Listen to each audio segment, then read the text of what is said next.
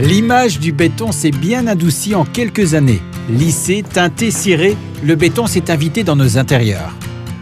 Un béton, on imagine quelque chose de très brut, de très dur, d'abrasif. Or, ce n'est pas le cas. C'est un matériau qui est doux, qui est soyeux, qui est agréable à toucher.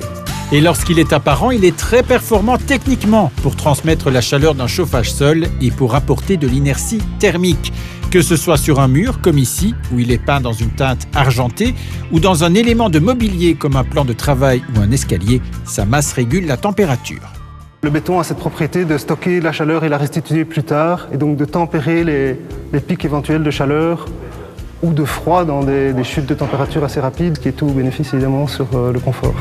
Côté entretien, il est très facile à vivre au quotidien, puisqu'un simple coup de chiffon humide suffit à le nettoyer.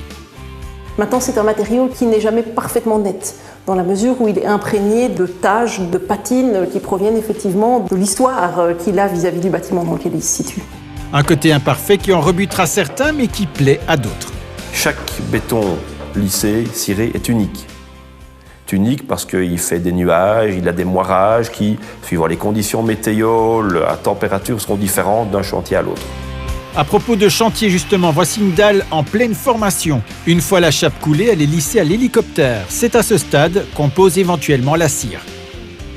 L'autre solution, plus durable, c'est la pulvérisation d'un produit pour le durcir, qu'on poursuit par un polissage mécanique au diamant et enfin la protection par un produit filmogène.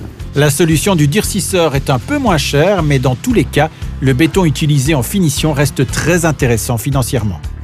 Pour un coût approximatif de 80 € du mètre carré, on avait et nos chapes et les revêtements de sol. Fini, terminé, c'était quand même l'objectif. Un budget qu'il faut nettement augmenter de 130 à 250 € le mètre carré pour un granito, ce béton incrusté de différentes petites pierres. On est dans la famille des bétons, mais dans les granitos, c'est courant qu'on mette du nacre, du cristal, des morceaux de verre. La mise en œuvre d'un granito est aussi plus longue. Le mélange est préparé à l'ancienne dans une bétonnière. Une fois qu'il est coulé, on doit laisser sécher une petite semaine. Et puis on passe des grosses machines de ponçage qui coupent le sol, qui font apparaître tous les agrégats. Et puis après, on passe toutes les meules de finition pour arriver à un sol brillant. Et une fois placé, le granito est là pour très longtemps. Il m'arrive couramment de restaurer des vieux granitos du début du siècle. Un petit coup de polissage et ils sont repartis pour des générations. À ces anciennes qualités techniques, le béton ajoute aujourd'hui de nouveaux atouts esthétiques grâce à des traitements ou des polissages qui en font un élément design et pratique dans nos intérieurs contemporains.